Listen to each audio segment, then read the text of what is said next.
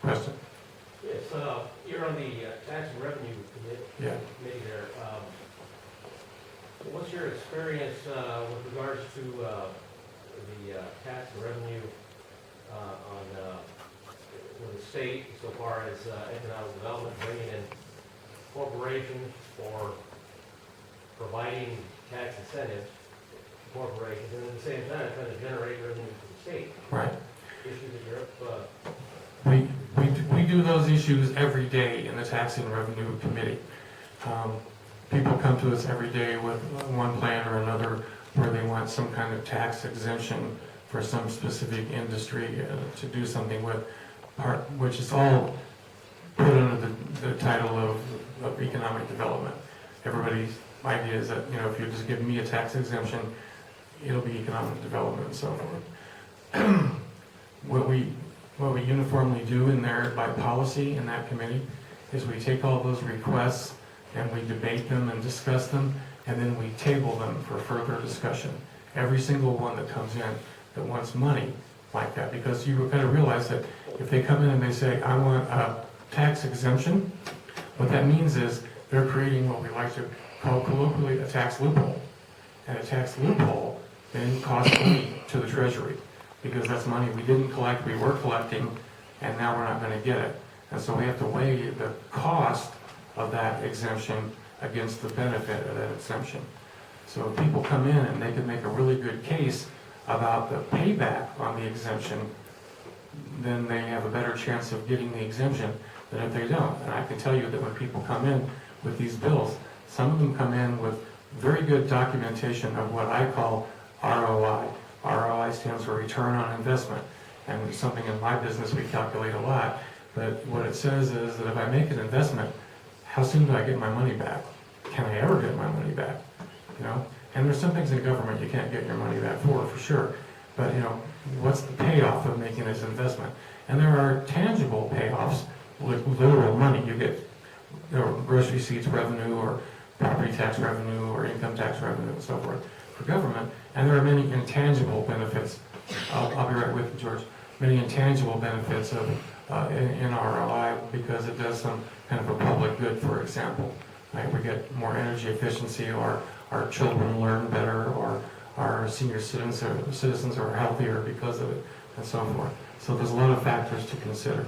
So what we do in there is we consider all of these requests, and then we table them for later, because we don't know exactly how much money we're going to be able to have. We are required by law to balance the budget. Every single year we have to, no exceptions, no possibility of doing anything else. That means we have to spend exactly what we have. We can't spend any more than that, not a dollar more. So at this point in time, we don't actually know what we'll have to spend. We will know better by the end of the session, when all the various budget bills and everything are reconciled together, and then we'll look at and we'll say, all right, the leftover amount of money is $220 million this year. So we have $220 million to spend on various things. And some of that will get spent on these requests that we've seen in the Tax and Rev Committee to give a tax exemption, a tax loophole to some particular group or the other to try to provide economic incentive. And then some of them won't get their request honored because we don't have enough money to do it. We can't afford the hit. And some of them are very, very expensive, and some of them are not very expensive. So I'll give you an example which I think is important that I want to talk about today, because it came up recently. You're probably all aware that the governor wants to reduce the corporate income tax rate from 7.9% to 4.9%. And she wants to do that as an economic development incentive. Her theory is that if we reduce the top rate for corporate income taxes, that more corporations will come here, set up shop, establish jobs, do business, and build the economy. So there's a lot of evidence that that isn't true from the last 12 years, but it's a current theory and so forth. But that's what she wants in any case, to do that. So the governor has a bill that came to our committee the other day, and we tabled the bill, like we do all of these bills. We tabled the bill, and the bill was her request, carried by one of the legislators, by a great legislator, a Republican guy who's also a friend of mine, terrific young man. And they brought the bill into us, and it was just a flat-out exemption, okay, a cut in the top tax rate. There was nothing to balance it out. So what it was going to cost is several hundreds of millions of dollars over the next several years in lost revenue that we didn't get because we lowered that tax rate down with nothing to compensate for that. All right, so the committee debated that bill, and we tabled it, but we're not going to pass that bill, I guarantee you. That bill is not going to pass the way it is, because what we're looking at is some other bills that are more balanced packages, and those bills then try to go back and say, well, what would we do if we give the governor her reduced tax rate, because we're not really opposed to the reduced tax rate. She may be right, and that may work. So we're not opposed to that in general, but we're opposed to doing it if all we do is lower the rate and get rid of all that money. And then when we do that, it works or it doesn't work. And if it doesn't work, we've spent a lot of money for nothing. And the example I always cite in the committee was, so I was in the cabinet in 2003 when Richardson, the very first thing he did in that legislative session was demand that we lower the personal income tax rate exactly the same rate, from 8% to 4%, on the premise that if we did that, that rich people would move here and bring their companies here because of our lowered personal income tax rate. That never, ever happened. We lowered the rate. We lost hundreds of millions of dollars since 2003 because of the reduced personal income tax rate.